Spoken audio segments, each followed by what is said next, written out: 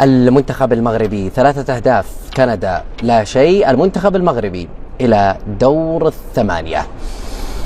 وقالوا كانت صدفة، بل ضربة حظ، بل خدمتهم الظروف. أما اليوم فقد حق القول إنها الإرادة توشحت بالقفطان، وعزم الرجال ارتدى الجبدور. فيا للعزائم حين تظهر، تراها كشمس لا تغرب، بل كقميص منتخب المغرب، لاهب وهاج، لامع كالزجاج، بل كالبحر إذا هاج وتلاطمت فيه الأمواج. خصومه يتساقطون كأوراق الخريف.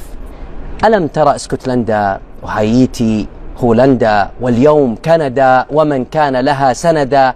صاحت الرباط فأجابتها أكادير، ونادت الدار البيضاء فلبت طنجة النداء. بل أكثر من ذلك، صوت عربي فاخر يملأه الفخر والاعتزاز بما صنعه المغاربة من إنجاز.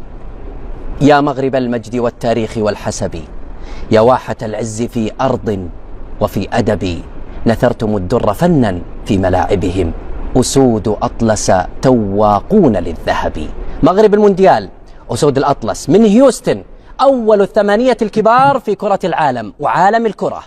يصل 1000 مبارك للمغرب وللجماهير المغربية وللعرب.